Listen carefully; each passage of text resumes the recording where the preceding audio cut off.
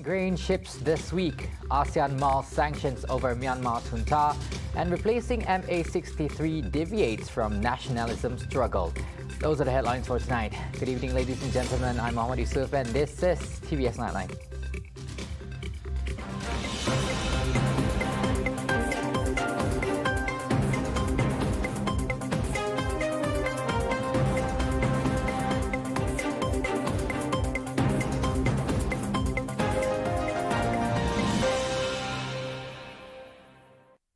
We begin with our headlining story. Ukraine is preparing to start grain exports via its Black Sea ports this week under the grain deal signed last week by Ukraine, Russia, Turkey and the United Nations. Deputy UN spokesperson Farhan Haq said a joint coordination center will liaise with the shipping industry and will publish detailed procedures for ships in the near future.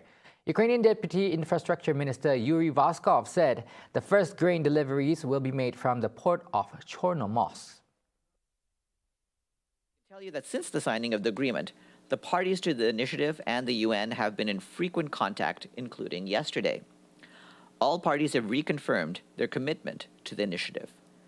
The government of Turkey has generously provided a physical space for the Joint Coordination Center where operations are being established now.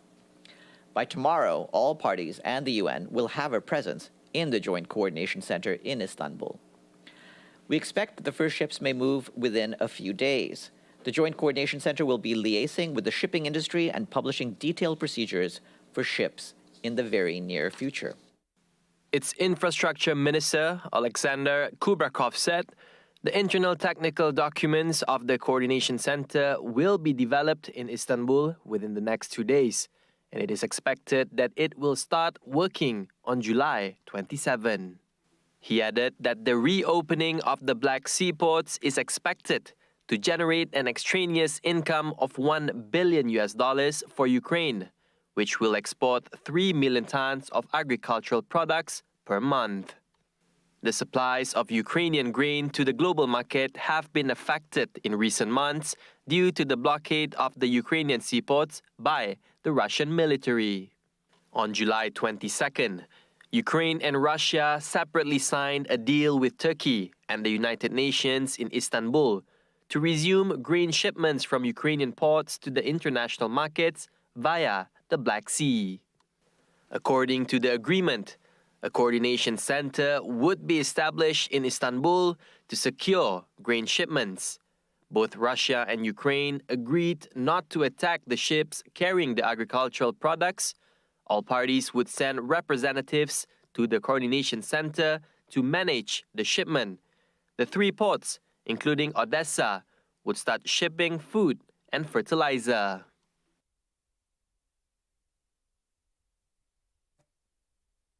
ASEAN members will be in talks in the near future to impose sanctions targeting Myanmar's junta. This follows after Malaysia condemned the act of Myanmar junta's execution of 4 pro-democracy activists. The action posed as an insult to the 5-point consensus, or 5 PCs, which was discussed during a meeting with ASEAN foreign ministers and deemed as a crime against humanity and appearing to make a mockery of a regional peace plan led by Southeast Asian countries. Foreign Minister Datuk Seri Saifuddin Abdullah is flabbergasted by the timing of the execution, as it took place only 2 weeks after a visit by the United Nations UN Special Envoy to Myanmar.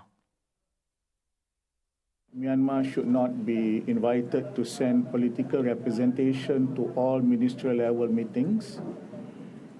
This is to show that we are very serious on the issue of political representation. Last year, ASEAN leaders, including the Myanmar junta leader, adopted the 5 PC in an attempt to bring an end to the violence and instability in the country. United Nations Secretary-General UNSG envoy on Myanmar, Noeleen Heyse, also chimed in to condemn the unfathomable action by Myanmar. So let me first echo the United Nations Secretary-General's strong condemnation of the execution of the pro-democracy leaders by the military. It is a blatant violation of the right to life, liberty and security of person. Now, Minister in the Prime Minister's Department for Sabah and Sarawak Affairs, Datuk Sri Dr. Maximus ONGKILI, said the proposal to ink a new agreement deviates from the country's nationalism struggle, and to ignore MA63 is to reject the Federation of Malaysia. ONGKILI said this is in reply to a question by Sepangga MP Datuk Muhammad Aziz Jaman about the government's view on the proposal of several politicians, including the Keningau MP, regarding the need for a new agreement to replace MA63 and what the implications would mean for Sabah and Sarawak if MA63 was cancelled and replaced with a new agreement. ONGKILI said MA63 is very important because without it, there will be no reference and basis to discuss issues that can benefit the two Bornean states. Apabila perjanjian Malaysia 1963 diabaikan, ianya bermakna membelakangkan persekutuan Malaysia.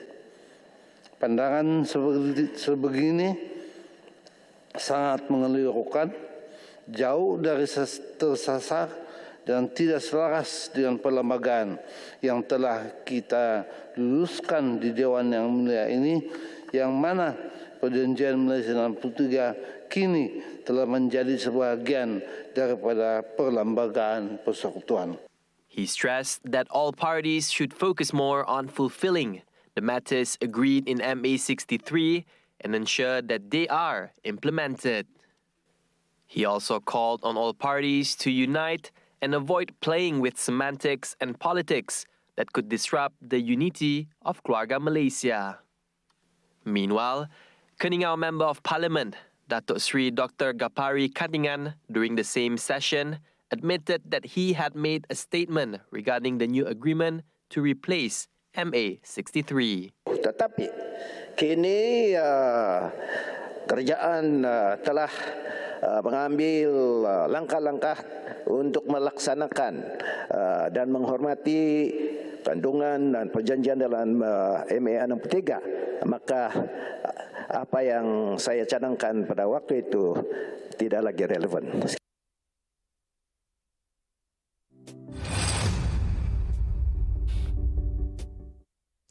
Boasting Indonesia's inspired interior design, harmoniously themed Royal Majestic ensconced into the natural elements by the Kuching waterfront. A brand new getaway experience with hemisphere hospitality at the Riverside Majestic Hotel Putri Wing is finally reopened. With a 5-star newly refurbished Putri Lobby Lounge, Majestic Restaurant and River Palace Cantonese Restaurant awaits its guests. A group of media in Kuching were given a sneak peek of the refurbished hotel, according to the management of Hotel Majestic, incorporating the Indonesian-inspired interior design.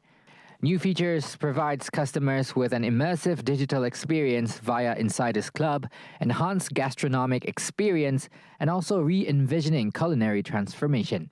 Putri Lobby Lounge, which could cater up to 60 persons, is located at the lobby, provides visitors the option of an array of beverage selections, snacks, and cigar. A Riverside Palace Cantonese restaurant, located at the 3rd floor of the building, offers a wide variety of specialties Chinese cuisine. Visitors can also tantalize their taste buds with international and Asian cuisine selection at the Majestic restaurant located off the 1st floor. Apart from that, Sarawak Chamber also provides a spacious room to cater for any big event, be it government, corporate, and private events, including special occasions such as weddings. Members of the public are advised to contact 082-532-079 or drop an email to the Central Meetings team at meetings@centraloffice.my for further inquiries. Now, small and medium enterprises (SMEs) remains as Sarawak's economy backbone, representing 98% of all registered businesses, while providing thousands of jobs and business opportunities, especially in 2020 when the pandemic struck. Therefore, it is only right for SMEs in Sarawak to stand among the deserving in order to discover brighter prospects. Now, our SMEs and entrepreneurs have a new gateway to earn industrial acknowledgement for their achievements. Winning an Industry Acclaim Award brings enhanced visibility to a company and, on a macro level, significant wider market recognition that Sarawak SMEs truly deserve for their products and services. I am, of course, persuading our local businesses to nominate themselves for the Platinum Business Awards. Winners of the previous Platinum Business Awards PBA have reported increased visibility, sales and interest from investors.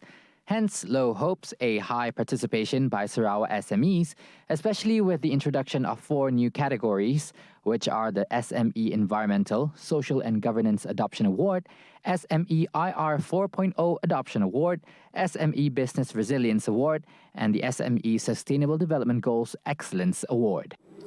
With the buzzwords of globalization and digitalization, and as mentioned by Jordan and Mr. Chin Chi Siong earlier, as found in the PBA 2022 theme, I believe it is timely to show the world our diversity of talent, wealth of ideas, and abundance of potential. My best wishes to all Sarawakian hopefuls. Coming up right after the break, experts are weighing on monkeypox declaration and Russia's plan to divide Europe disrupted. Right here on TVS Nightline. Stay tuned.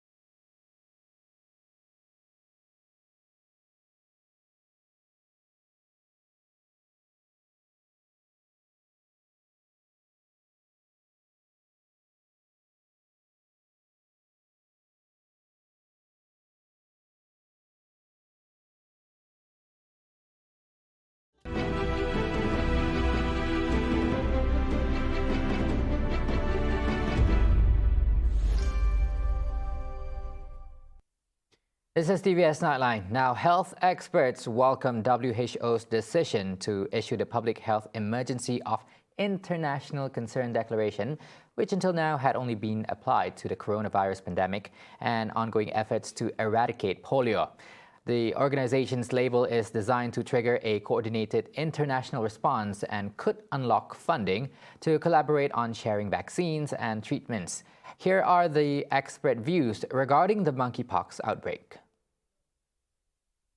At the same time, WHO and national governments have been facing intense pressure from scientists and public health experts to take more action on monkeypox. It will be a struggle to contain the spread quickly. I think it will take many, many months for us to be able to get this outbreak under control. I do wish that the WHO and others in the international community had been more forceful sooner in raising the alarm, but it is better late than never. And so hopefully this will give us some additional momentum in trying to increase our response. Dr. Thomas Inglesby, director of the Johns Hopkins Center for Health Security at the Bloomberg School of Public Health, said WHO's declaration will accelerate the response to the unfolding epidemic around the world. I think WHO's statements were really strong on that when they announced that, and the urgency of doing all that we can to try and contain this and prevent it from becoming an endemic in various places around the world. So it's important to stay with that goal and to enlist whatever help we can from donors and from countries who are who are ordering doses of vaccines and therapies and working most closely with the developers of these products, and on the issues of surveillance and making sure that we are doing everything we can to try and organize surveillance, really argue for countries stepping up their surveillance for monkeypox all the way down to the state and local level, provincial level. The risk of monkeypox spreads via close contact and tends to cause flu-like symptoms and pus-filled skin lesions. So far this year, there have been more than 16,000 cases of monkeypox in more than 75 countries and 5 deaths in Africa. Now, 98% of monkeypox cases to date are seen among those in the same gender relationship. As such, a fear of stigmatizing the disease has affected the public health response. According to the World Health Organization (WHO), which has declared monkeypox a global health emergency, the outbreak is concentrated among men who have sex with men, especially those with multiple sexual partners. However, stigma and scapegoating around monkeypox could make the outbreak harder to trace. Now let's hear it from Dr. Lucy Sibley, a senior lecturer from MYANMAR'S. Sure, it will, no doubt, will create, will stigmatize those who are actually, in this case, the LGBT community. But we have to, also remind ourselves and also the public out there, general public, that, monkeypox, okay, does not necessarily targeting, the LGBT communities, all right, because the way in which monkeypox is spread, okay, it's not only, via sexual contact. It can also spread, if you are, in the public organizations, public events or social events, and in particular where you, kissing and hugging somebody or individuals who, who have, monkeypox but do not know that they have it, right? And also, I guess the words that the public health, okay, or CDC use is also very important, because rather than saying that, okay, that monkeypox is only it's very common among the LGBT groups are the most vulnerable because they are highly have potentials, high potential to contract monkeypox. That is not true. I think the words that we use, rather than the LGBT, you should, I think the word we, I think it's important, because monkeypox does not necessarily, affecting or attacking or the LGBT, but also, you and I, right? Because, it's not only spread via sexual contact, but via other means as well. As such, she reiterated that messages behind the transmission of monkeypox should be fine-tuned to make the outbreak easier to tackle, in addition to disseminating the right information to the general public.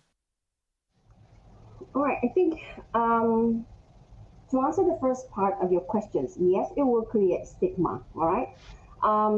This is, again, due to the way in which the information has been disseminated. So, and I guess the way, not only the way that the information has been disseminated, but also the targeted audience as well. All right, and that will, indirectly will make those, especially those who are either the victims of monkeypox or those who have contracted monkeypox, or particularly those who are in the LGBT community, very vulnerable, not only, to be isolated, that is one, to be discriminated against, yes, and then sometimes to be, physically attacked, all right, by the member of their own community or by private individuals, all right, who are ill-informed about the dangers of monkeypox, all right? Because nobody knows that that monkeypox can spread via social events, for example, where people who contracted monkeypox can actually infect other persons without having sexual relationship or contact. So far this year, there have been more than 16,000 cases of monkeypox in more than 75 countries and 5 deaths recorded in Africa. The first case was first reported by the WHO on May 15 this year, which spreads via close contact and tends to cause flu-like symptoms and pus-filled skin lesions, has been spreading chiefly in same-sex relationships in the recent outbreak outside Africa, where it is endemic. Health Minister Khairy Jamaluddin said from May 1st to July 23rd, a total of 531,630 travelers were recorded to have arrived from countries that reported cases of monkeypox, and the My Sejahtera app had issued a monkeypox health alert to all travelers. As such, the ministry had also increased the capacity of laboratories from 2 to 12 to conduct monkeypox virus detection tests. 8 are government laboratories. Right, monkeypox is generally a mild disease that passes without the need for intensive treatment.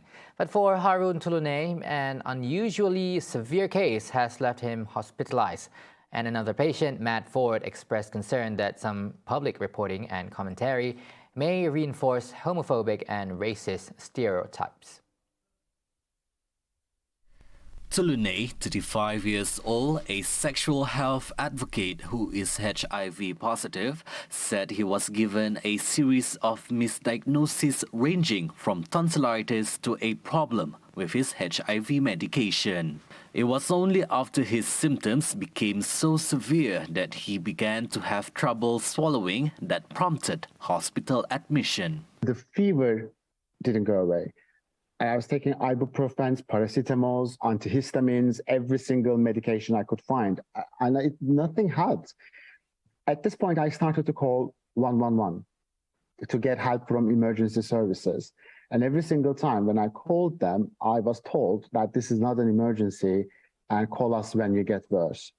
But the worse than 39.6 is basically me passing out. Yes, there is a really limited data that people living with HIV having monkeypox, in the percentages, it's a little bit higher. But there is no study right now actually proves that there is a relation in between. And yet, I told you, my HIV is very well controlled and I never had any issues. Even my CD4 cells, the fighter cells, are so high, for some cases higher than HIV negative people. And yet, I had it very severe. So I really would like to know why that virus chose me to become so severe, or what in my body caused that. Actually, unfortunately, until all the researches are done in the near future, I think we won't be able to know that. Meanwhile, Matt Ford said the moment he spoke up about his experience with monkeypox disease, he received many positive messages, but also a fair amount of cruel and unkind reactions. I think, unfortunately, there is real potential for stigma. I know when I was speaking out, I was fortunate that most of the comments were well wishes, for a speedy recovery and whatnot, but there were quite a few, internet trolls saying really cruel, unkind things to me.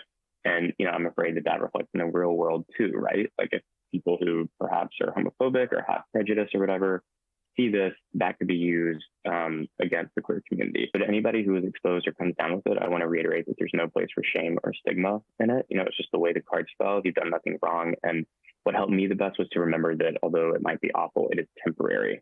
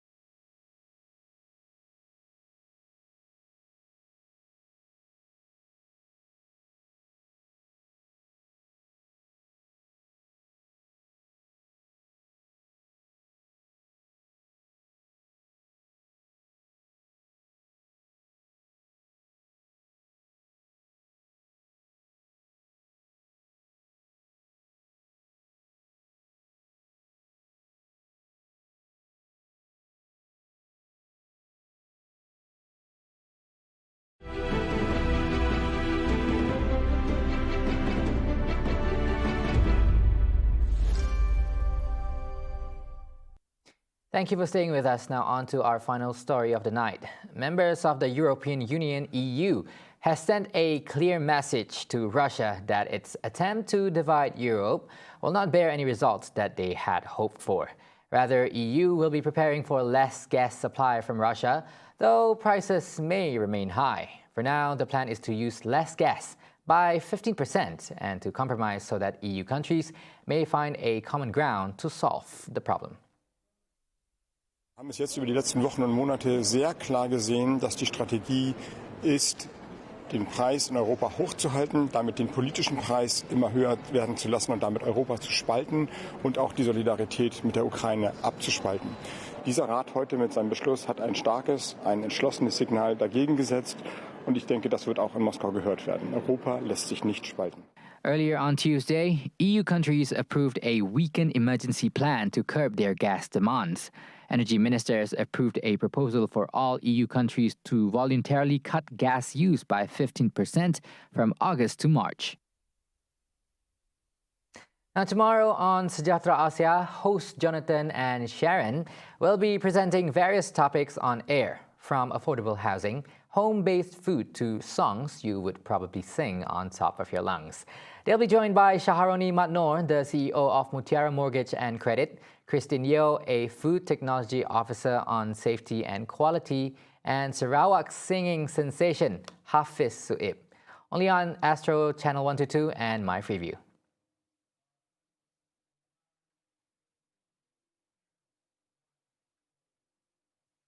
See the world closer with TVS as we bring you the latest news updates, both locally and internationally, just a click away, by heading on to our website at www.tvstv.my or follow us on our social media platforms. And that's all the time we have for TVS Nightline. I'm Muhammad Yusuf. Thank you for watching and have a great night ahead.